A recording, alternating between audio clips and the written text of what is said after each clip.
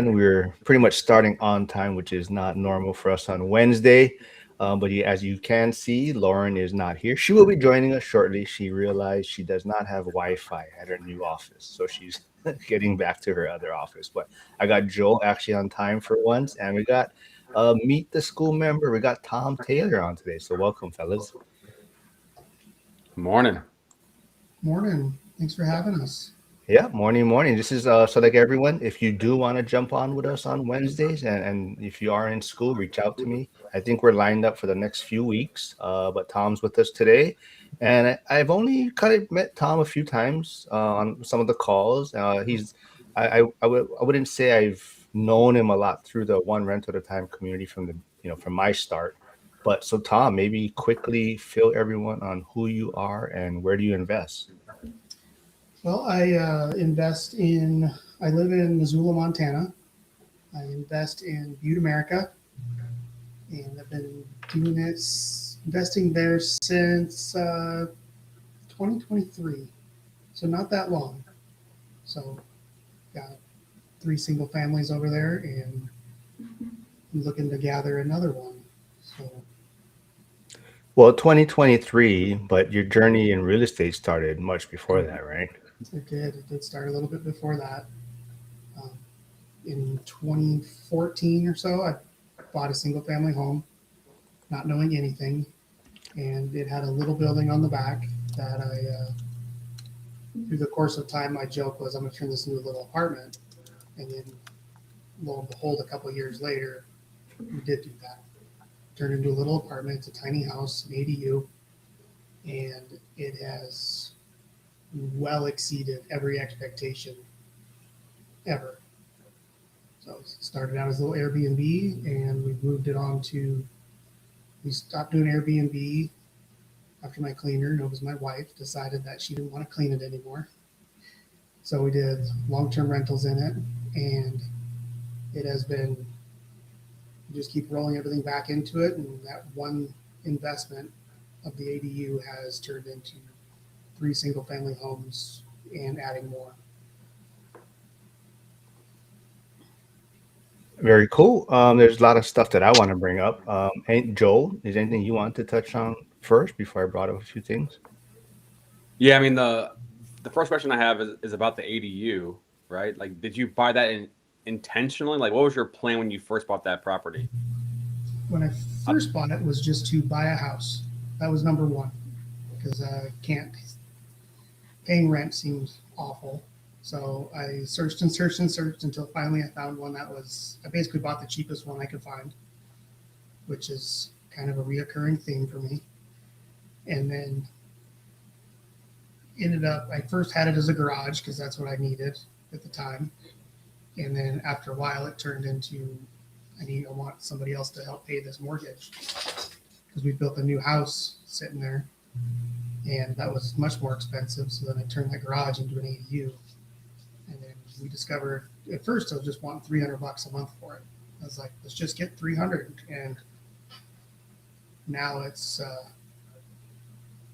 getting about 850 a month just on just rent. So all done by myself for the most part. Right. I kind of want to get into also like I think you mentioned ugliest or cheapest homes you buying, right? So is that kind of still your strategy now, or what do you consider ugly or cheap homes, I guess, in your area? Um, it's got to be livable um, to start with. I'll draw the line there. I don't want a full gut rehab the whole thing, but there is a fine line between buying too much and not enough. So, well, oftentimes people look at it like, oh, I don't like it because of X, Y, Z. It's like somebody will like it. We can make this better. Hold on, I'm just welcoming Lauren in, and of course, I did tell everyone why you are late, or you didn't realize you had Wi-Fi or not have Wi-Fi yet at your new office. Yeah. I had to rush back. I was like, oh no, you're never going to hear the end of this from Joel. Oh yeah, I've already filled Tom in a lot. I'm feeling great today. I mean, I'm just chilling. Tom was here like at 15 minutes. I wasn't used to it. Lucky I had my camera off. I was sitting here drinking coffee and everything. But Lauren, Tom, so Tom's in Montana. I'm not sure if you got to read a little bit of his summary, but he is talking about his journey so far with his ADU, buying cheap, ugly homes. But Tom, it also kind of sounds like you've pivoted slightly, right? So Hmm. like you said, you started back in 2014. You had ADU, Airbnb. But tell us where you're at right now, and are you still in that same market? We still have the ADU. It's still at my house that I live at. So house hacking is, I'm going to say, is the number one help to make this all happen. Um, and then as far as the rest of them, I got 3 single family homes that I rent out. Those ones are all the first one, as like anybody else has noticed and seen a pattern. The first one's always like every time I go back to, I'm like, oh, this. I probably shouldn't have bought this one, but I lucked out big time. I have the greatest tenants ever there, and so we take care of them. But the house itself, probably gonna die with it. It's kind of rough. I've had to fix a few things over there where they're they're not the best, but it's a good house, but not to the standard I think people should just jump into if you don't know. If you're just trying to get something, if you're not into construction or handy or willing to take phone calls about anything, avoid that one. All right, so we're gonna have to pay attention to the chat also because we do realize it is April Fool's Day, right? So I don't know how many of we're gonna have to fact check a lot of these comments coming through. So definitely like Coach Nick Lead Prejado is saying he sold all his Bitcoin and he's out, but definitely we know that is not true. But hopefully not, because then I have to look for a new Saturday guest. So Nick is my regular on Saturday, so come check us out on Saturdays as he gives the weekly recap on Bitcoin. But yeah, definitely, I think the one thing is you've been in it quite a long time, right? So your journey started in 2014, like you said. You've done a lot of different things, cheap homes, ADU, short term rental, right? But what do you see? What would you say now? Like I think a lot of people are waiting on the sidelines, right? So compared to when you started, do you think people are waiting too much for the perfect deal, or how would you help someone getting started today? Just start. You'll learn way more from just starting than anything you can ever imagine. I look back, I had recently taught that first house that I bought, the first rental. I recently had the tenant called me because the dryer was making noise. She thought that the dryer, this is a landlord thing, you'll have to deal with this at some point, is she thought the dryer was included in her rent. So I had to go back and look at the lease. Well, this is the very first one I've ever done, and I didn't have anything in there about appliances. Nothing. So I'm like, all right, now what? So then I look for the old lease that she had when she moved in because she's an inherited tenant. And they had an item in there for appliances. Luckily, they had it in there of these are convenience items and they won't be included with anything. They're up to you, the tenant. Well, she heard that. She wasn't real happy. But the lesson learned from that is the lease is very, very powerful, not only in the legal standpoint, but just your memory of how things happen because things go by. People forget. She insisted that that was part of it. And she said that if she repairs it and fixes it, she's taking it with her. And to me, you take it. I don't want that crap. So, but that's the lesson learned that you don't learn from just doing and living and trying it and keep going. So just making that first leap. So I'm not sure if I can hear Nick. I mean, I'm not Ike, but Ike is commenting, but I can hear Tom. Okay, it's a little on the soft side, but I mean I can hear him fine. I think it might be Ike's, and if he's not hearing him that well, It's um, another April Fool. what was that? I'm Another getting a little bit April of a Fool's. buzzing sound actually.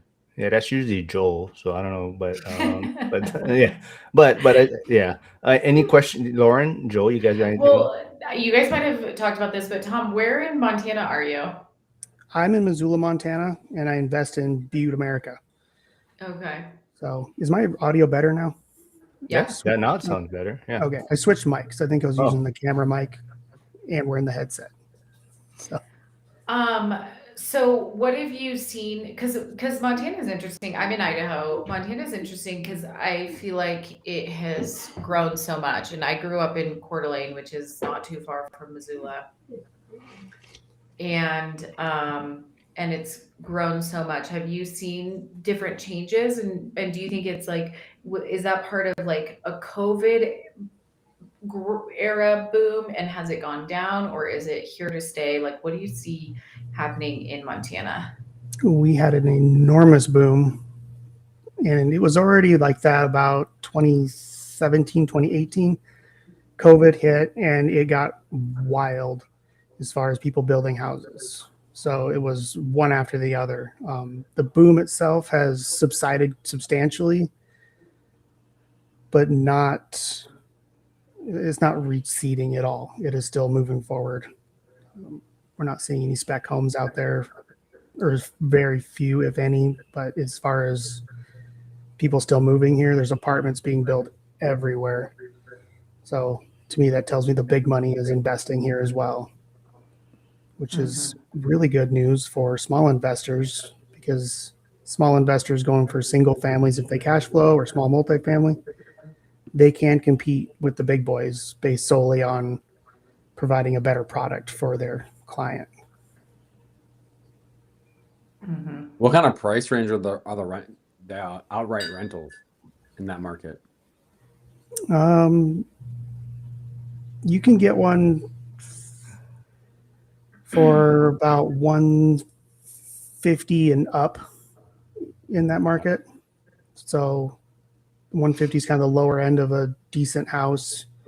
There are some that pop up that are very cheap, and for a reason. They're definitely for a reason. And then there's certain parts of town that I've learned that are cheaper than other ones, because now I have two of them in that spot, which turned out to be pretty awesome, actually, because everybody's so nice. It looks bad, but it just gets better and better as time goes on. And why did you choose Butte and not Missoula? Single family homes in Missoula will start around 400,000. Okay. And if it's less than that in any shape, it generally goes pretty quick. So there's a couple that might be in the threes, and they usually get scooped up very fast. It's a very hot and expensive market. Joel, anything or no? No. I want to talk. So you mentioned also, so you kind of came into the community through Dion first, right? So the one rent at a time community. I think a lot of people have probably, for some whatever reason it is, it seems like maybe Dion is their introduction to this community. They've come across his videos first or whatnot. But what's your takeaways from Dion? What caught your eye, I guess, with his videos, and then what brought you into the SKOOL community? At the very beginning, let's go back to that original tenant that I had. It turned into, it was basically the, oh crap, I'm a landlord. Like, what do I do here? And since I didn't really know, it turned to people I know in town. And they're kind of, I don't know if they're the best landlords. I think they were like, get a property manager. I tried to get a property manager, and I called multiples, but I was a little cautious on them. Basically, it was call up a property manager, and if they wouldn't call me back, I wasn't going to chase them down. I figured that was a lesson. If they're not willing to call me back to get a client, they're probably not going to be able to communicate very well moving forward. So then I was like, well, I'll do this on my own. So then I started searching the YouTube, and some of his videos caught my eye, and I started watching those. And then if anybody's down a rabbit hole, there's a rabbit hole of all of them, of everybody's videos. And the thing that were nice about those ones is didn't have a lot of subscribers. There wasn't a lot of, because I've noticed if there's a lot of subscribers, that's more entertainment than learning, and that's a tough one. If you have 5 million subscribers, it's kind of like, is this really content for something I need to do, or is it learning? And his were really good, which spun me down the rabbit hole of Marks and Zubers and maps. Did I miss a question here though? Someone's asking. Jane, it's about whitefish. Whitefish. I think they're saying they didn't ask it. You said you answered my question without me asking. Oh, okay. Okay, I think you answered his question already without. Okay, cool. That was James. Yeah, I think whitefish probably is an expensive market, as I'm guessing what he's referencing. I don't even look. I don't even look up there. It's expensive, and I know it. Well, so like I said, that was a good recap of kind of where you're at in your journey, your story. But I think a lot of people probably want to get a lot of information on what you're going to kind of talk about a little bit next, as far as you kind of mentioned you have this kind of knowledge of this kind of underground world, maybe that a lot of us don't really look at when we first get started investing. It costs a lot of people money. I think we've all been through it. But kind of give everyone a little peek or idea of what knowledge you have that some of us aren't aware of, maybe. Well, two things. You said the underground world, but I think what we're talking about here is, so I work for a contractor. I've done it a long time now, of doing sewer water lines. It's an excavation contractor, from civil to house digs. So I know that world really well. And then you mentioned the underground world, and we'll get to that later, of how I got really scrappy on my second house by going a different route than most people take. But we'll deal with that one later. But the underground world, trying to compare septic systems and sewers, they're very, very important to get those scoped out before you buy a house, because they can range. You can have prices on those from like $6,000 to try to just fix one little spot, or an entire sewer line might be down the street, and you're talking $100,000 to try to get that fixed. And when you're talking like underground world, you were talking literal. I thought we were talking like raves and parties and people hanging out. We can go over that one later. But yeah, it was literal underground for sewer and water lines. And most people just assume like the water just shows up in their house, or the city takes care of it. Well, in our town, and I believe most of them, cities control the water main that runs in the street or the alley, not the service line that goes to the house. That's the homeowner's responsibility. So if you have a leak anywhere in there, it's the owner's responsibility to fix that, and they are not cheap at all. And it's very not do-it-yourself friendly either. Well, I think a lot of as we realize, we've probably all went through some sort of sewer or water issue. So like maybe what kind of red flags or step-by-step process people can go through to maybe eliminate or reduce some of the risk when they're maybe looking at a deal, or whether they're going to proceed on a property or purchase. I'd say the first one to look for, that's probably the easiest, is look and see what type of material the water lines were made out of. If it comes into your house, look at it. If it's a galvanized steel, they don't use those anymore. They have about a 50-year lifespan, and around here they quit putting them in about 70 years ago. So if you cut those apart, you'll notice they're corroded, they're rusted, they break. And that's number one. What do they make them out of now? Do they do PVC? They're made out of plastic. It's polyethylene, or HDPE is what it would be. Okay. And that stuff's really tough. It'll last lifetimes unless it's damaged for some reason, which that one basically is just black plastic or like a blue plastic. Got it. You're not really sure what to look for. Sewer lines inside of houses, can't quite tell, but if it's cast iron, which a lot of them are, then odds are it's on the outside of the house. It's not cast iron. It'll be probably clay tile, which is very fragile. We often run into those that have tree roots digging through them, broken, cracked, broken. So you want PVC. Do you like if you were looking at evaluating a deal, a property, and there's like, how do you handle the trees in the area? Is that something? Is it case by case, or you pretty much is like, okay, if there's, I'm going to just eliminate the trees and get rid of any future hassles possibly. I'm a big fan of that. I like less trees. People like big ones, but I don't want leaves landing on top of the gutters and filling the gutters up. That's number one. And I really don't want trees landing on the house for any reason. So, Trade Better does have a question here. Love the Missoula area. Tom, how do you feel about the market being super expensive and out-of-staters moving to your area? I can't control where people move, so that's one that it's a tough one because people want to move here, and that's a good thing. It means it's a place that people want to be. And as far as being super expensive, that's very true. There's no doubt about it. So and that's what makes it tough. I'm trying to move into this Can't market. be that expensive. Kyle Doran lives in Montana. Nah. He lives down south in the ghetto.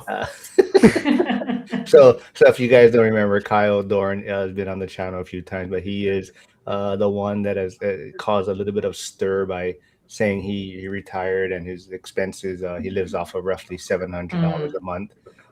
So there's a funny story to that too. Tom and Kyle do have a friend that they have in common. Hey, Jim's here. Jim's been pretty busy with a lot of his stuff. So Jim's a contractor out in California, the grumpy contractor. But yeah, getting back to the sewers, so kind of a little bit veering off of it. So like, I don't know if they have it in your areas, but like in Pittsburgh or Pennsylvania, for example, terracotta is something very common that shows up on a lot of inspection reports. Is that something you're familiar with, or like how would you handle it if it shows up on an inspection report? Is that something you walk away from automatically, or you have things that you would maybe go through certain checks and stuff? And that one, we call it clay tile, terracotta. It's very similar. It's a clay pipe. It's really brittle. It does last a long time. If you have it scoped, you have like a drain cleaning service, they'll come through and run a camera down it, and they can tell you the condition of the pipe. I mean, they do it every day. Be like, this is a lot, or a lot to fix. If it's in good shape, it'll still last. The downside though is if it's not in good shape, it will deteriorate over time and it needs to be fixed. And catching that ahead of time, sometimes you might be able to negotiate with the seller. Or worst case scenario, it's not connected to city sewer at all because it's an older home, and you'll be forced into connecting by the city. And that one, you should catch that one ahead of time. Most of the time, most cities are pretty good about catching that on sales of houses. So the seller would have to cover that. But that's generally a surprise for everybody across the board, because if they've never had problems with it, they would never know. Joel, Lauren, have you folks dealt with any sewer issues on any of your investment properties, or have you automatically walked away because of a sewer inspection report? I mean, I've had a couple of contracts where on deals where I had it fixed during the inspection process, which could have gone the other way. The seller could have not fixed it, but it's like if it's a problem on one buyer, the next buyer is going to have the same request, so they end up getting it done. Yeah, in Hawaii, I had a house, my water main broke. So that was a big, like, oh no, very expensive. I also have put in septic systems. Hawaii is a place where they're trying to change over. They have a lot of cesspools in Hawaii. And so they're trying to change over to there's a certain type of septic that you can still have. But it's like an updated, and I think it was $20,000 for a 3-bedroom house. I forgot how many fixtures. They count it by water fixtures. But I did 2 septics, and it was $40,000 for a new septic system. So that was very expensive. But Hawaii is one of those places where if you are on cesspool and you don't catch it, they're a little slow, the city there. So then they come, you bought a house maybe a year ago, and then they come to you and they say that sale actually triggered you having to change over to a new septic or connect to sewer. And so a lot of people get surprised by that because they didn't realize that it was on cesspool, or they didn't do that inspection. They just bought the house and then it triggers that. And so then they have like a $40,000 bill. So shockingly. So yeah, definitely one of those things you want to check on inspection. So Joel, like you said, so do you have to, well, I mean, I know you don't really like sway them one way or the other, but I'm sure a lot of investors that are trying to do loans with you or mortgages do talk about the inspection reports and like, I mean, is the sewer system or sewer inspections probably one of the bigger things that kind of, especially for newer investors, right? Like, does it kind of scare them off a lot of times? I don't in my journeys, I don't see a lot of sewer stuff come up, to be honest. Like I don't see that pop up as killing deals. You know, and the other thing too is that we don't have a lot of conversations about inspections. Either it goes well or it doesn't. Like that's just their clients busy, agents busy. Like they're not talking to us about that because it doesn't really matter in our process. We don't care about the inspection. Our appraisal process, either it has things that need to be fixed or it doesn't. So the inspection doesn't even really come into play in our process. So Tom, as far as like, new investors, when they do the inspection report, the sewer inspection reports, like, is there a complete deal breaker? Is there something that you would absolutely walk away from if it showed up on the report? Or is there, like you're saying, each thing is somewhat of a negotiation tool? Everything's negotiable on that one. And that's the game we're in, is if it's going to be expensive for you, just pass it off during the negotiations, see what can happen. And that makes the numbers work. Yeah, I think that's great advice. I think that's the one thing, especially new investors, it's hard for them to get over that hump a little bit, right? Is whether there's something that pops up on the inspection report, right? And they instead of looking at it as an opportunity to negotiate, they're already kind of looking for the exit door, right? So I think that's definitely a good point. Tom, Yeah. are you doing excavation for like foundations and stuff, the contractor that you work for, or are you just doing like sewer and that kind of thing? No, we do all of it. So Foundations, roads, sewer, water. let me ask you, I have two questions then. One question is, what is the cost, if you're doing a new build? Do you think it's worth it to do a basement to get more square footage? Like, what does a basement typically cost? Like, how much additional is that going to be? And is that like something that you find to be worth it? Me, I would do it. It's the extra cost isn't just in the digging itself. There's more concrete involved. There's also a concrete slab in the bottom that needs to be dealt with. And so that's things all that kind of add up to it. To me, I think that they're worth it. One thing I always thought would be very helpful is on if you do like a modular home, you can buy like a 3-bedroom modular home. If you put it on just a regular crawl space, you have a 3-bedroom. But if you put it on a basement, you can add 4 to 5 if you wanted to. Mm-hmm. A fairly reasonable amount of money. I think it varies. It just can vary so much. Mm-hmm. And then the other question I had was, I forgot it already. It'll come back. Yeah, it'll go back to me. Hey, Lauren, question for you, or Tom. Looking at the map, I've never been to Idaho or Montana. So how would you describe the difference between Idaho and Montana? Real estate wise, just the field, the people, the landscape. Well, both of them are very big states, I would say. Like, so it really depends on like where in the state. Like I think of Idaho in terms of like North Idaho and Southern Idaho as being the dividing kind of thing, versus Montana, I think of like West and East.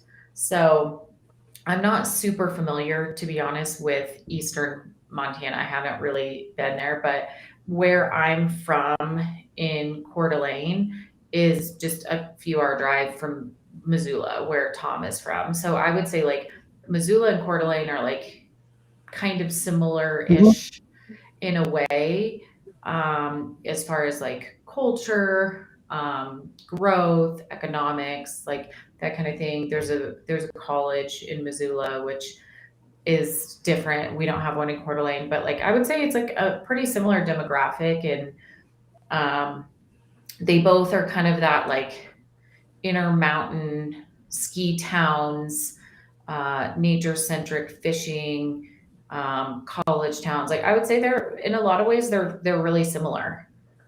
If you're talking about Western Montana, Eastern Montana, I don't know, but they're big places. There's like they're both really big states. Yeah, I agree. I agree 100% on that. Coeur d'Alene to Missoula is very similar, just as far as you're in mountains the entire time. You get to Eastern Montana, it's a lot like Eastern Washington, where it's you're going a few miles without on a dirt road and being one car maybe. So, Yeah. and that's pretty similar there. I do agree that there's a north-south. There's kind of a banana belt when you start getting down. Mm-hmm. Yeah, if I were to drive from where I am, I live in Sun Valley right now. If I were to drive from where I am to go home, I would drive through. I'd actually have to go out through Montana and then back into Idaho, because there's too many mountains in the center of Idaho, so you have to like go around them, which means going through Missoula. Harrison had a question for you, Tom. He says, Tom, do you like the notorious PIG, great barbecue spot in downtown? They are. That's a good spot. Give them a shout out. Go down there and visit them. Is that far from you?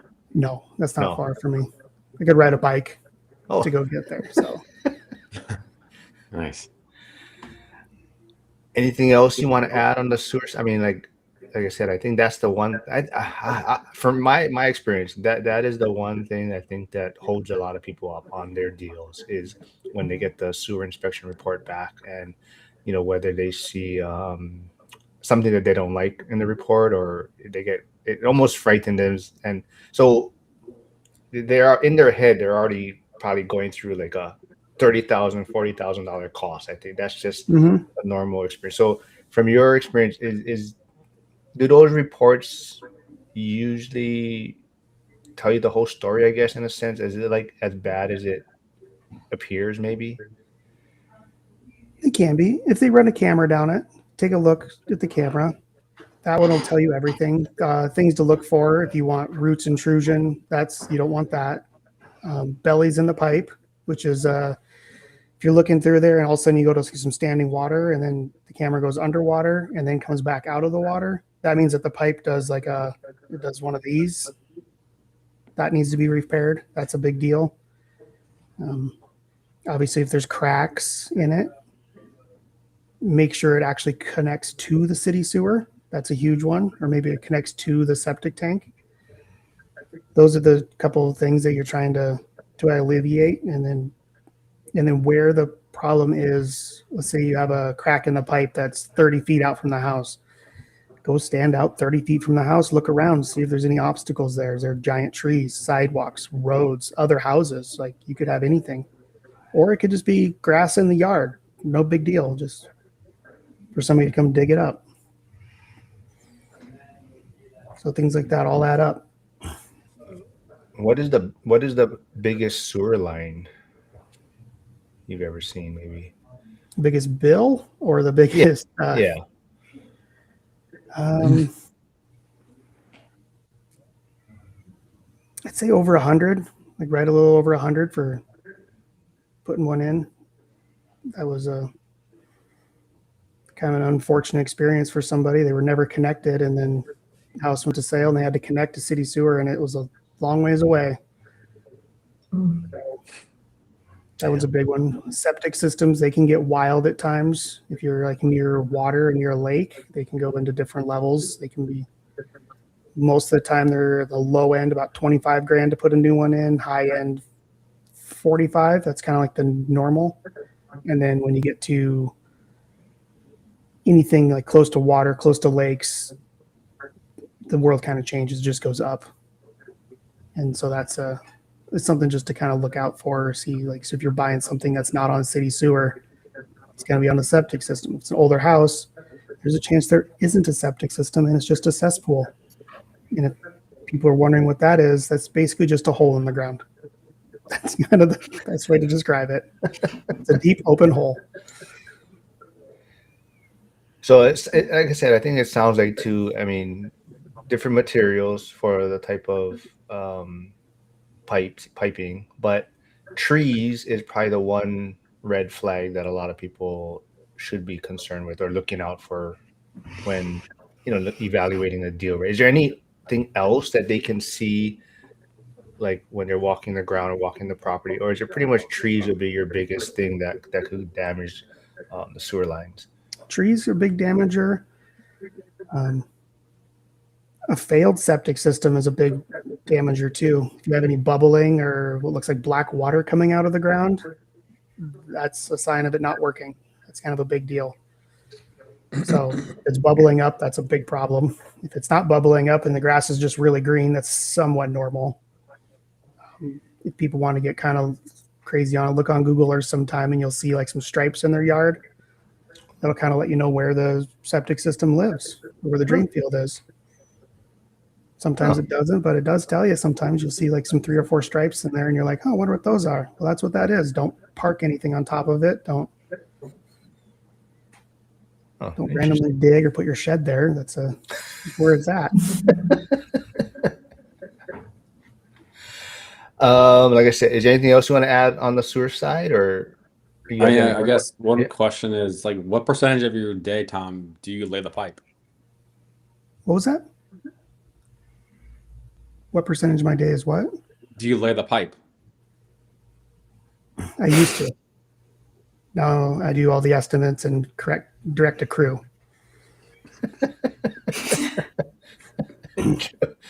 Don't mind Joe.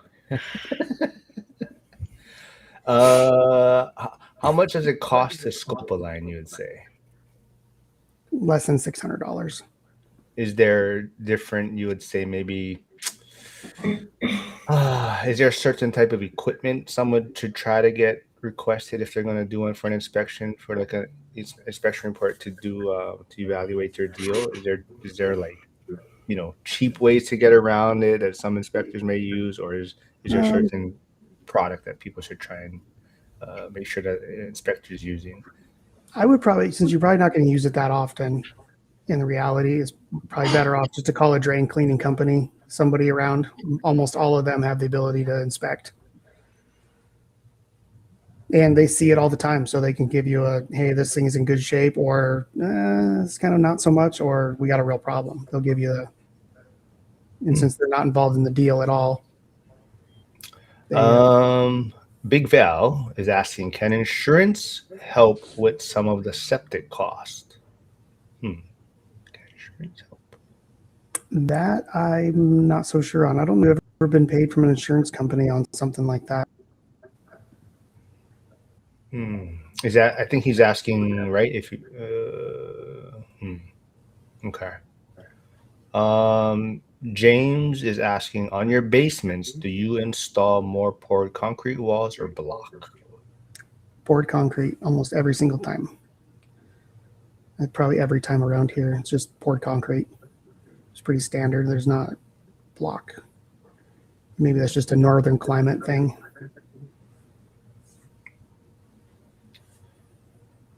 Anything else you guys want to, sewer stuff, the dirty underground things that you guys want to know about?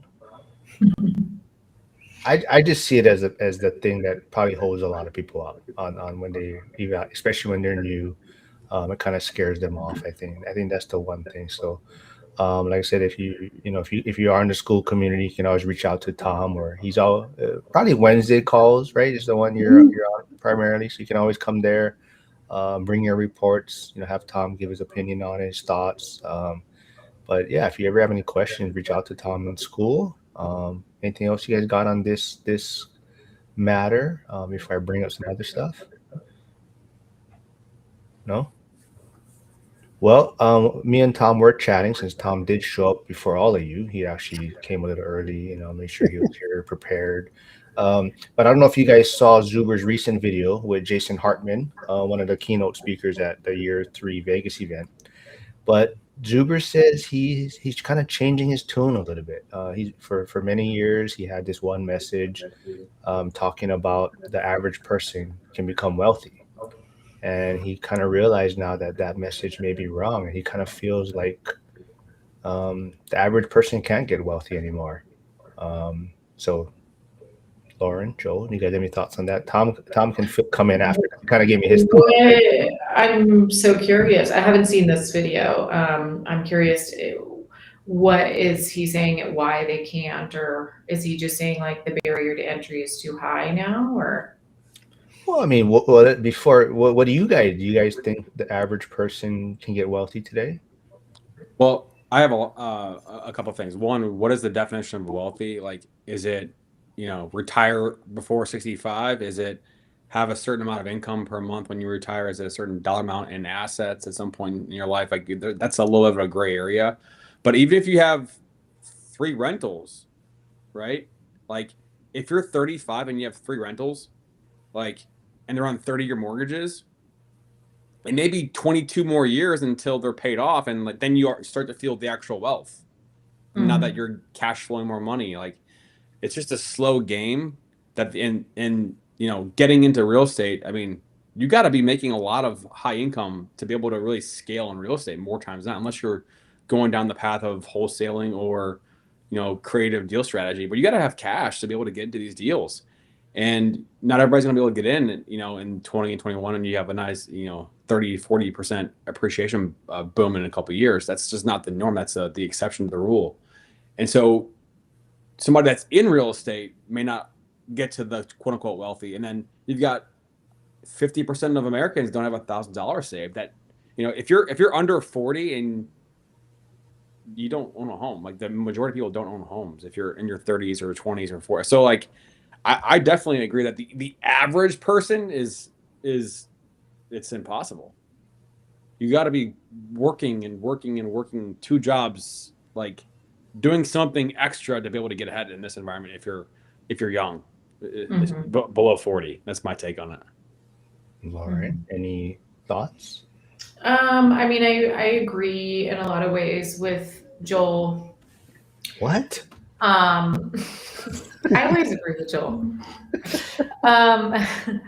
But at the same time, I still feel like I don't know if I feel like you have to work hard. You have to do something different. Like I think in the past, the American dream, you could have a family on one income. But that's not possible anymore. You need 2 incomes to be able to support a family. Similarly, to buy a house, like it helps if you have 2 incomes, if you can have like a shared dreams, shared goal. But I also think that there are opportunities for seller financing and reaching out to people, getting information more so than there ever has been before. And I also think that businesses that are boomer owned businesses are going to be sold, and if you can get into some sort of ownership position, that there's opportunity there. So I still think there's opportunity. I think it's harder for like that average person or somebody who maybe didn't have as good of a financial education, had kids younger, and then their income had to go towards like supporting their family, and so they didn't have as much of an opportunity to invest.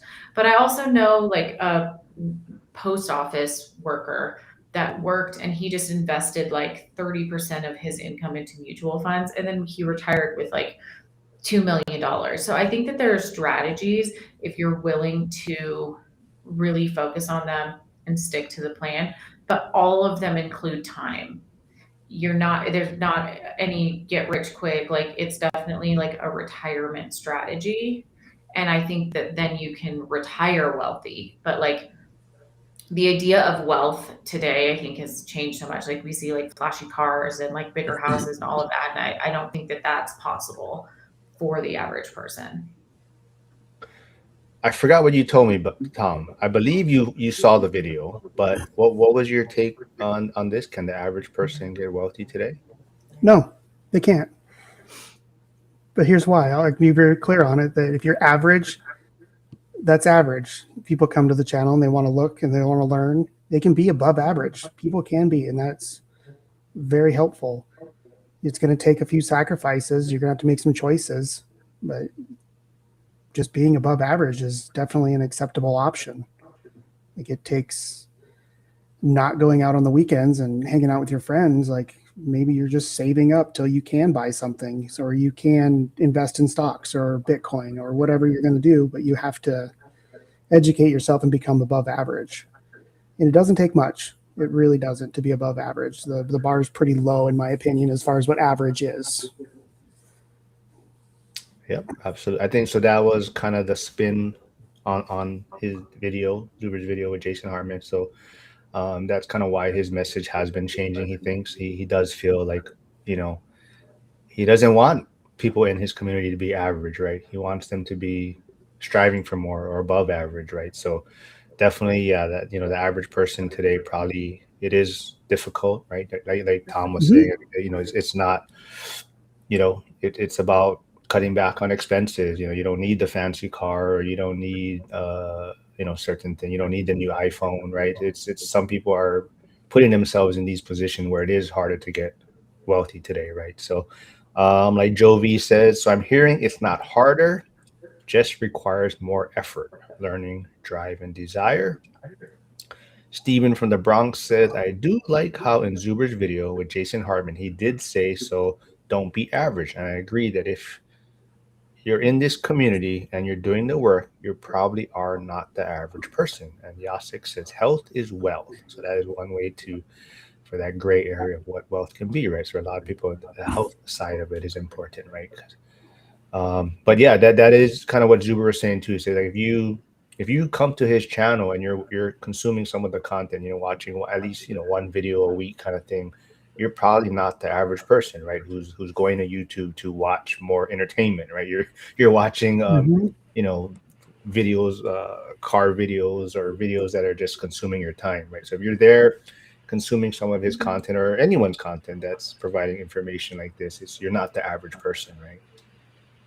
One of the things that, you know, I look back on my own journey, like time wise, like I started in 2013 when I bought my first rental property officially, and there just wasn't enough information out there. There wasn't a lot of information out there about the power of real estate. I mean, there's Rich Dad Poor Dad. That's pretty much it. That was well known, and I was just going and doing just because it's just what I could do. I was in a mortgage.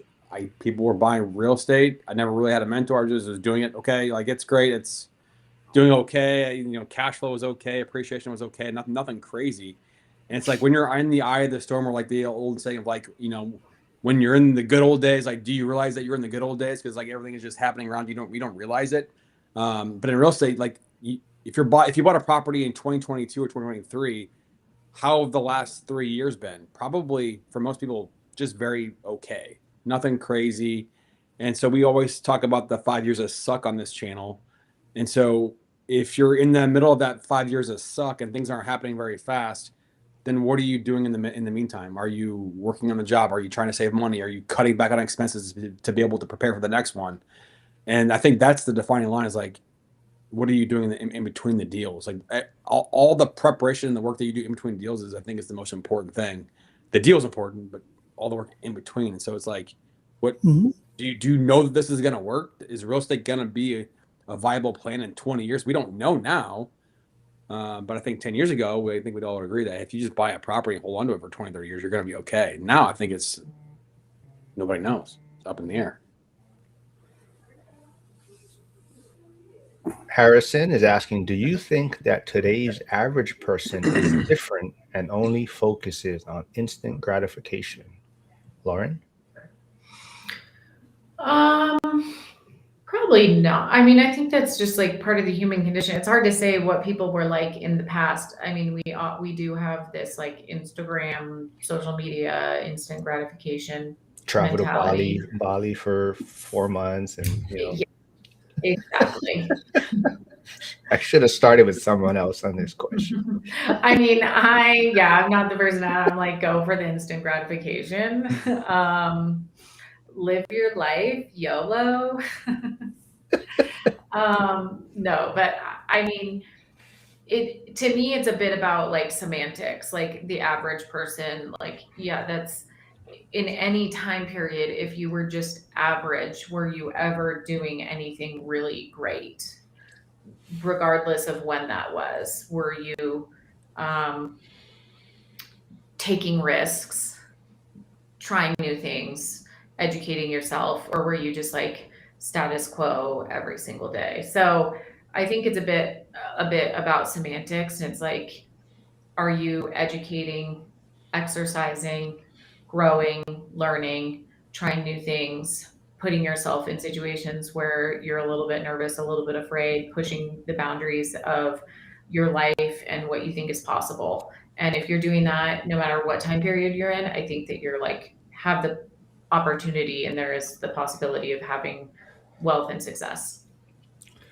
All right. Well, before we let Joel push back against Jovi pushing back against him, yeah, I did forget to read Yasik's comment about never heard anyone sick said I wish I had more money, but I heard plenty wealthy people say I wish I was healthier. Yeah. Jovi says I disagree with Joel. Real estate is proven. It has stood the test of time for wealth growth all the way back in history. And Jovi's pretty old, so he knows how far back it goes. So yes, we know that 20 in years from now, if you bought a property today, you will be wealthier. Yeah. Joel, you wanna say anything? Or Hold on, my computer's dying. Hold on. oh Jesus. I mean, you can take thin slices of 5 or 10 years, whether it be the stock market or real estate. Real estate probably, not as much. But like for the example, the stock market, you can take a 5 or 10 years thin slice, and you could put money in at a peak here, and then for 10 years you could have very little growth. The reason I say what I say is because home prices went up 40% in 2 years. And since then, home prices are down. Mm-hmm. So what's going to happen over the next 5 years? I'm not saying necessarily 20. I don't know. He's saying your computer's dying because you're making an excuse to. Yeah, I think anytime there's like a shorter period of time, like you can't guarantee that you're going to hit that. But if you give it more time, it always goes up over time, is probably what Jovi's saying. Yeah, but like I think my frame is coming back from what Zuber's saying is that like, can the average person get wealthy in real estate? And everyone on this call has been in the game for a number of years, and we've all seen success. But if you're young and you get in the game right now and you have 5 or 10 years of just suck and not growth, you're gonna have a different taste in your mouth about real estate going forward. But if you stay than in we it, do. if So you stay in I don't it know. for 15 years, you will ultimately be successful. Oh, I totally agree. I mean, but if you're 30 years old, right, and you bought a property in 2022, and then you bought a couple rentals because real estate's the way to get wealthy, and like, you're not cash flowing much. Appreciations, it is what it is. You're paying down principal, but that's a long game. 15 years goes by, like that's a long time to wait for wealth and gains and success. They may have pivoted and moved on in 5 years Well, because we know that that would this be generation's impatient. Well, I think that's the whole message is like, don't pivot and move on. Like, stick with it because time is your 15 friend. years, Like, hypothetically, 15 years. You want me to wait for 15 years before I yes. see any real Well, gains? yes, because the opposition to that I might is be dead in you 10. don't. Well, you might be dead tomorrow, like, but probably not. I mean, I bought houses in 22, 23 that arguably was at the top of the market. I have an interest rate of 7.5%. And those houses I will hold on to for 15 years. And I think that they will easily double in that time. And I'm not paying the mortgage, I'm renting them out. So I'm just going to work every day doing what I'm doing. And on the side, I have somebody over Bali? here. Bali? I'm going to Bali every day doing what I'm doing. Work. But over here, if you're doing it as an investment property, somebody else is paying that mortgage. And so over time, that is growing your wealth. That's always been the name of the game, whether it was in the 70s or whether it's now. All right, hold on. Let's get Tom's thoughts on this, but quickly, and then there's some more questions from Joe after. But Tom, do you invest in any other asset classes also before you kind of answer this question a little bit about the holding real estate for a long term, whatnot? I did. I was in Bitcoin for a little while and still hold some. That is probably the easiest one for people to get into. And if you go down the rabbit hole of that, the rabbit hole on that one is basically like how money works. And that's very helpful. One of the things I did is I sold some of my Bitcoin to pay off a single family house. And it wasn't a lot. So it was a very achievable amount of money, but sometimes I wonder if like whether that was a good choice or a bad choice. And right now Bitcoin's down, and I'm like, that was a good choice then. But when it goes to 5 million per coin, maybe it's a bad choice. But the short version of it though is investing in something for the long game, sticking with it is definitely the plan. Because you can buy real estate and be a crappy manager of the real estate and it will eat you alive. Because if people aren't paying their rent, then you're paying it and you're getting double eaten on that one. So managing over the long term, it's a lifetime strategy. You have to stick with it. Yeah, I think the one thing is, we kind of always reference Zuber's back and forth and Dion's back and forth with the bald guy from their videos, right? And a lot of his probably struggles was that needs that 5 year kind of plan. It's almost like a 5 year plan for him, right? So he's not looking at it at a 15, 20 year plan. So that's where a lot of his struggles might come into play. And like Tom was saying, Bitcoin is probably the easiest one for people to get into. So there is other asset classes that are easier to get into from the beginning. So you just got, and it always comes back to know thyself, right? If you're someone that's definitely doesn't see the vision of holding on to it for 15 years, then yeah, real estate's probably not going to work well for you, right? And or you just choose a different strategy too. Like there's lots of strategies in real estate where you can buy a really distressed property and put a lot of sweat equity into it and then turn around and sell it for more. And you're having forced appreciation. So I think if you're older, you have less time or you don't want to hold for 5 years, create the equity. Did you meet Saleka, Lauren, in Vegas? Mm-mm. Oh, so she's her husband is Jeff. They're PTO for life, so they're paid time off for life. They're like the 9-time house hacks. They're in Colorado, but they're always at the Vegas event. But I thought she knew you. She just said Lauren. I think maybe she's agreeing with what she said, Lauren, and she had the fire emojis there. But Saleka's a lot of fun. But there is a lot of people. That's her, Miss White Lady. Yes. That's her? Yes. Joe, there was a question though for you, Joe, besides people making fun of you. But says accidental landlord says, what are the best strategies as a DSCR buyer would you deploy when competing with cash buyers? Joe, what kind of strategies do you see out there for your people coming to you for loans? Well, why does cash win, right? I mean, it's certainty, right? You're still going to have inspections and you're still going to have title work. And so there's still time it takes to close. So, I mean, what would you say a cash offer, 15, 21 days to close typically? So how do you compete with that? Well, one, you want to know that the deal is certain. And two, you want to be able to close fast. And there are some things that you can do to create more certainty for the listing agent, and there's ways to be able to close fast. So if you want more information about that, click the link in the bio and comment DSCR. No, but like as a I don't know which link to share though. Like I said, Joe has like As a- 20 links. I don't know which is the proper one to share. Tom, what about you though? Yeah, I How mean, like do you pay cash for all your properties, or you do DSCR? I've done DSCR, but I did a DSCR refi on one, Mhm. and then I did a cash on another one. But what I've heard from real estate agents and other people though is the ability to close is more important than where the funding sources come from. People assume cash. They're like, oh, sweet. Oftentimes, like this, from the seller's point of perspective, maybe they think their house is a piece of crap and that's why they're selling it. And they're like, oh, it'll never pass inspection. Well, that seller might not know what that really means. They just assume there's some inspection, like it's haunted, but it's not. And so they think that the cash one's better because then they're not going to get beat up. The guy can just buy it without inspections. And people can put that in their offer if they don't want any inspection, or they're going to do an inspection but not raise any big red flags.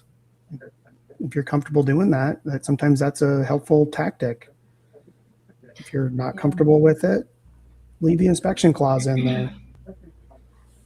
Joe, are you going to say something else before I cut you off? Or you're some. I was gonna say, I think a lot of times the offer that people take has a lot to do with what their agent recommends to them. And so if you can talk with the agent and say, look, I know you guys have a cash offer, but I'm using a DSCR, I'm an investor, and I'm not afraid of like distressed properties or whatever it is that's unique to that property. You give the confidence that you're going to be able to close to their agent. That I think is going to help, because that's the person who's recommending which one to go with to the buyers or to the seller. And Joe, I'm not, like I said, I don't know if you still work for that company or that's a product you still offer, or if you saw it used. Because I know at one point there was that loan it's almost as if you're making a cash offer, right? Wasn't there a product where they? yeah, but that doesn't work for the investment Oh, side. okay. That's only for primary Oh, okay. residences. Did you see a lot of people use that product though?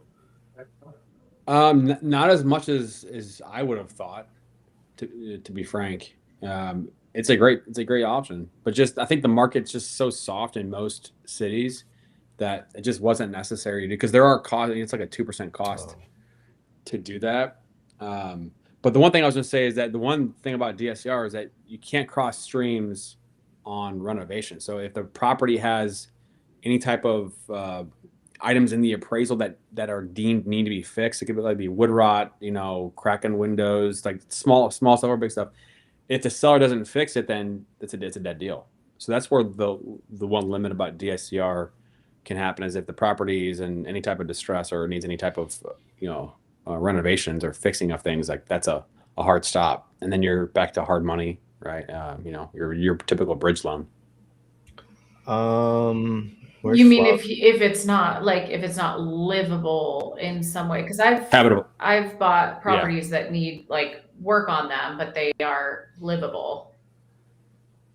Yeah, if it's livable, cool. Yeah. But like if it's not livable and the appraiser says, hey, this thing needs to be fixed, if it's minor, probably isn't that big of a deal, right? But if it's more than minor, then that could be a showstopper. Flavio's asking, Joel, I don't know if he's asking or saying, he said, you don't believe on interest only for 10 years?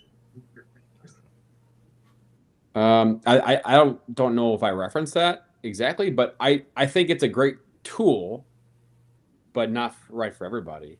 I mean, if you're early in your journey, don't have a lot of experience, and don't have the income and cash flow coming in from other sources, I think it's a risky tool. Because like you said, Lauren, before, your renters are paying down the mortgage, they're paying down the principal, so that's powerful. If you got somebody that's not experienced, that's a risky tool. But if you got somebody that has a lot going on and they want the cash flow to put into the next venture, I think it's a good tool. I mean, and like from a rate standpoint, the difference on DSCR between a 30-year fix and a 30-year interest only, it's like an 8%. It's not a big difference. Yeah. So I think definitely there's a cost to it. So you got to weigh the cost. And then it's also the loan size, right? So the bigger loan, of course, is going to increase cash flow much more. So there's a lot of factors involved. I think, the way I would always look at it is more, if the cost and everything makes sense, I would definitely use interest only. I'd rather have the cash today. I think even Joe kind of mentioned it. A lot of times, yeah, you're getting principal pay down, but that's money you still, how are you going to access it at a certain point, right? So if I can get the money today and it can be used for my next acquisition or help pay down something else, I'd rather have the money up front. But that same thing, it comes down to the cost of how much it'll be interest only and the loan size. I think that's very true. I was just going to touch on that one too. Is what are you doing with that extra money? Is it interest only and you're buying a boat, or interest only and it's going towards your business and you're reinvesting it back in? That's where it's at. Or is that interest rate variable? Like a line of credit, sometimes those are variable. Like you want to be in and out. You don't want to hover in those. And then it's such in the weeds situation that you can find yourself many options. Yasik says what Joel is saying is what average person is doing. That's why so few people make it in real estate. Then James Hill is. Yeah, Go ahead. yeah. I was gonna say the reason I bring that up is that, I mean, if there's the chances of somebody watching this video with this profile, but if you're on the fence about investing in real estate and you see a video or a reel on Instagram and it's like, hey, I made all this money and I'm building wealth and this and that, and you have a certain expectation of like when it's going to happen. It's going to happen in 2 years or 5 years. My point in all that is that we don't know what's going to happen in the markets for next year, let alone 5 or 10. That, it's going to take a lot of blood, sweat, and tears and patience to be able to win in this game. So I think it's just more about expectations that it's you're going to have 5 years that suck. Just reinforcing that. Mm-hmm. Yeah. And I think the hard part, if you've watched, so Zuber's been doing a lot more portfolio reviews. So people can bring their portfolios, he can evaluate it, kind of maybe figure out what the next move is. And the thing he's noticed quite a bit is we do talk about the 5 years of suck a lot. And a lot of us probably are going through it, been through it. But it's those 5 to 10 years, or that next phase is probably the hardest part, though. Mm-hmm. Because now, so the first 5 years we all know suck, and it's just really you're just trying to figure out how to navigate. So you're busy trying to figure it out. That next 5 years is really the hard part, because it's a lot of it is just sitting there doing nothing almost, really, and just letting everything grow. And that's where people get themselves into problems a lot of time, is because now they're trying to figure out, oh, is it time for me to switch my strategy? Is it time for me to do something else? And it's those next 5 years that probably prevent people from taking that next step, like you're saying, to get to that wealthy point, and they pivot too soon, or they start taking on too many things. So that actually, that 5 to 10 years to me is where a lot of people have a hard time, is because now it's kind of just really just letting your portfolio grow from those first 5 years. I totally agree. That is absolutely one of the hardest parts. Yeah, I don't just come here and make trouble. I say some useful things once in a while. Harrison says, Joel, I used a quote from my favorite educational kids show for my investment. Take risk, make mistakes, and get messy. Miss Frizzle, Magic School Bus. See? She's the best. Yes, Stephen P. I do agree with you. As much as I don't want to agree with Joe V, I think he's right in this case. 10 plus years, just have patience and the wins will come. Yeah. Yeah, but just got to have patience for 10 years. Mark, you just said it, that 5 to 10 years. That's the hard part. Mm-hmm.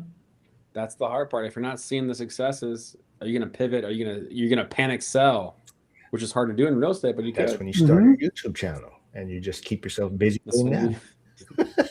That's right. That's right. Become a YouTube star. And then wearing the same yellow shirt Lauren every has time. gone. Her channel has stopped after her first 3 videos.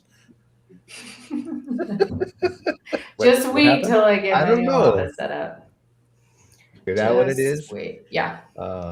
Who's your next interview lined up with then? Well, I want to do the credit card points and I want to do like a Oh. real time because I have like 300,000 points that I have never used, maybe even more, maybe like 500,000. Can we use those points and like go do make a party, like plan a party for the group? Sure, let's do it. Party on Lauren. Let's go. Uh, Where should we do it at? Somewhere warm Try- by the water. Italy, Greece. That would be cool. so Italy's Tom, better. are you thinking about being at the event next year? It took me 3 years to get, or no, 2.5 years to get Joe and Lauren to come to the ORAD event. I'll be there next year. I am thinking about it. The last one I was like, I shouldn't, but I was trying to save up. And it's always like, it seems like a big expense, but it might also be a big motivator as well as to stick with it. We should make like You would a have had an game. interest only loan. We should make like a game, like who can get the trip paid for. Who can get their Like, trip? no, like you know, a credit card points, whatever. See who A can little get contest. Yeah. Who can get the trip the cheapest? Yeah. Like I'm a definitely like on the Ramsey side as far as like the credit card thing, which is opposite of the points thing. So I'm kind of like, Yeah, I'll be honest. ways I'm I not, see the value in it, but it's also it's I don't know. I just rather have one, which I don't know. I didn't do it. I think I missed the Robin Hood had the credit card, the 3% back on everything. But That's I just awesome. want something simple like that. I don't want to have to use this to transfer to that. I get this, I get the sign up. I mean, I get it. People do save quite a bit, but it's like, But there's always the transfer fee too. Like if you're transferring the balance to another card, there's typically a 3% transfer fee. yeah. So 0%, but you're also getting that fee up. Who's balance transferring? I don't know a strategy where you're transferring the balance. Well, so like let's say you so some people do use credit card, and you know, I'm not saying this is the best way to do it. I've done it, but you know, sometimes when you're in those first 5 years, you're just trying to figure out how to get shit paid for. So Yeah. you know, you use a credit card for it. Let's say you still hold a balance on it, and let's say you're at 20% whatever interest rate on the credit card, right? And then you get one of those in the mail, right? 0% balance for 18 months, right, or whatever. You know, I'm going to transfer this to that. But you do pay a fee, probably like a 3% fee. So you do have Still a fee. worth it. But then 3% compared to 24%. So like I said, you know, I've done it. I'm sure many have done it, but sometimes in that first 5 years, you're just trying to figure stuff out. Yeah, and there's people that I know, and I'm not sure. I've never heard anybody else do it. I don't know if it's common or you have to just have a certain relationship with your management company. But some people have prepaid their reserves with their credit card, because you usually, when you go into your management portal, you can prepay with a credit card. I think you can prepay the reserves, right? And then if you ask for the reserves back because maybe you need it, now you get cash at a 0% interest. So you pay the fee to prepay your reserves in the portal. Let's say you prepay at 10K. And then you tell the management company, oh, can you, whatever, give me back my reserves, but still keep in my minimum balance reserves. But now you have 10K at 0% interest. I don't know. I know people that have done it, but that might be something to consider but I'm just, I don't know. I've never done it. I'm just saying. It's not advice at all. Do your own research. Do your own due diligence. Suleika's saying, ORAD is an investment. So yes, Tom, you should be there. Joe and Lauren loved it. So they had a lot of fun, even though Joe would just disappear and not say bye. And Lauren, we didn't know where she was in the mornings. Yeah. Sleeping. Dion's cruise. Anyone, you guys know about that? Tom, or you know about anyone going on that? Just what's on his videos. Yeah. So Dion's they're doing a cruise in late June. I believe it's to Alaska, and they're taking out from the Pacific Northwest, but it's not like his cruise. He was just already going on a cruise, but he does have like I guess whoever travel agent he used. He said, hey, if you give me your information, I'll provide it. So if other people want to join us, they can jump on. So there is a cruise set up in June. It's actually going to be Millennial Mike's like honeymoon. So the three amigos, Zuber, Dion, and Lumberjack have paid for Mike's cruise. So it's kind of a gift to him. So they're paying for his honeymoon. But Millennial Mike and his family will also be on that cruise. And yeah, and PTO for Life is also going to be on. They're going to be joining or going to be on that cruise. I think I'm going to be in Japan at that time, so I don't think I'm going to go. But if you want to know more, go check. I think it might be on Dion's channel, so go check out. He should have the links to who you can connect. But I believe it's the 21st to the 28th of June. Is when they're going to be there. Yeah, Joe V, PTO for Life is going to be there. I believe Jay from SKOOL is going to be there. I think Alex, the accidental investor, is going to be there with his family. So there's a good amount of people that's going to be on the cruise. Any final words from you guys? Anything you want to wrap things up with? Tom, fun having you on. Hopefully, like I said, if anyone gets any sewer reports or come to or message him in SKOOL or Wednesday, like tonight. What time does it start, Tom? Do you remember? I think 7 our time, 7 Mountain Time. Shit, man, whatever. It's tonight sometime. Go figure out what time if you the accountability call, but you can always bring stuff there, inspection reports, whatnot. Joe, looks like you wanted to say something. Oh, I got a lot of things to say, but I'll keep it short. So one, just Joe V, when you're out there, if you have any one gray hair in your beard, just letting you know that you're never going to hear from at the end of it from me. I'll never let a gray hair go if I ever see. Hey, well, Joe V might actually be in Vegas next year. Because he couldn't do those weekends because there's stuff. I know the dance thing. Yeah. So okay, that being said, another thing just I was going to say too, like speaking of HELOCs, I've got a lot of people that have equity in their rental properties, and like rather than doing a cash out, people are doing HELOCs on their rental properties, and rates are high. It's like prime plus 4.5, but these are people that are using them for fix and flips, and so it's cheaper than doing a 12% hard money loan. So I'm seeing a lot of that right now, which I think is interesting. Yeah, what are you guys seeing a lot of? What are people doing right now? We're not in mortgages. We're the ones that get the mortgages. Yeah, we're not seeing a lot of anything. What do you mean? You see stuff like. I don't know. Honestly, I think what I see is a lot of people saying like there's just not a lot happening. A little bit of like waiting on the sidelines. Because there aren't a lot of good deals out there. That's what they're saying. Mm-hmm. Well, but yeah. That's why I think Mark is closing every other week, so I don't know. I see. Well, that actually that one started like in December. Like so, I feel like people are tightening up, but lenders are getting nitpicky on things. Appraisers are getting nitpicky on things. So yeah, it's just the inspection. I mean, not the inspection, but the appraisal. So the inspection came back, whatever. It came back what it is, what it is. But the appraiser was the guy saying things have to get fixed. So he was the one being the stickler on it. So it went back and forth a few times on the appraisal. So the thing was, so that property or that county has a occupancy certificate inspection report also. So someone from the county comes through and that passed. So it was the appraiser that was the one that was holding up the closing. And then even other people did refis and they said, yeah, the appraisals are coming in really soft. So I think people are just tightening up. So just be aware if you are gonna go under contract, things are getting nitpicky. But that's also a negotiating tool, right? I mean, you get it under contract and you basically tell the seller, hey, I can't move forward unless we, meet certain points because, they're telling me I need to do this, and, we got to address this or we can't proceed forward. So yeah, it's just a tool like anything, right? To try to get a better price.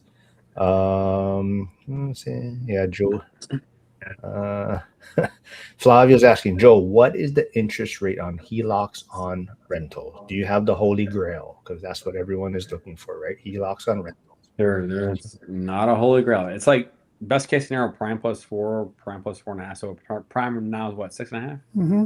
6.75. I forget what it is. So yeah, you're talking double digits. Is the HELOC on a rental, is that more than a HELOC on your primary? Yeah, because on a primary, if you're under 80% loan to value, you can get a rate prime plus a half. I mean, there's a company that is in the DC market that's prime minus a half. Oh, wow. Tower Federal Credit Union, they're really good. Mm. All right. Well, if you want to know more about that, reach out to Joel and see what he can find for you. Or If anyone wants to come on my channel, reach out.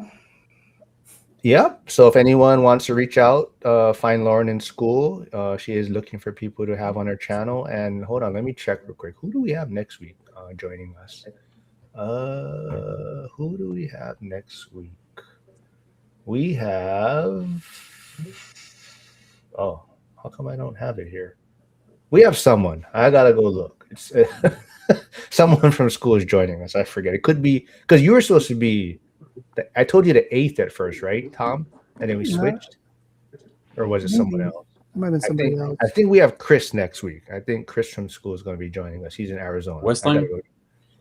No, not Chris. Chris Ramsey, I believe. I think Ramsey's his last name, but he's in Arizona.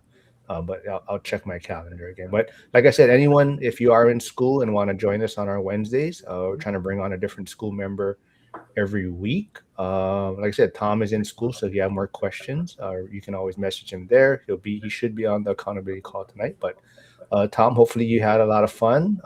Thanks for doing this. Joel, Lauren, I just remind you that Tom was here before you guys, and he actually showed up on time. Well, actually, Joel was on time today. Mm-hmm. You were. I see Tom's like, yeah, he was. He was. We switch off and on. Yeah. I was on time last week. Joel wasn't. That is Switching true. back and forth, But we're never that late. We're not dwelling on the past. We're dwelling in Yeah. the present right now. We're- The present is what matters. Let's stay present right now. Right here. Right here. I wasn't And late. then check out Joel's social media, his YouTube channel. He is putting on a lot of content he got from the Vegas event. So he's putting on a lot of the interviews he had from there. Yeah, and And next Flavio said he wants a little bit of pay from recording all of that for you. when I start earning money on my channels, he was the first person I pay.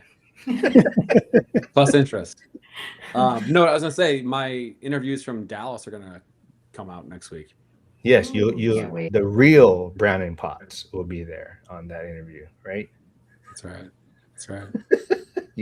It's an inside story.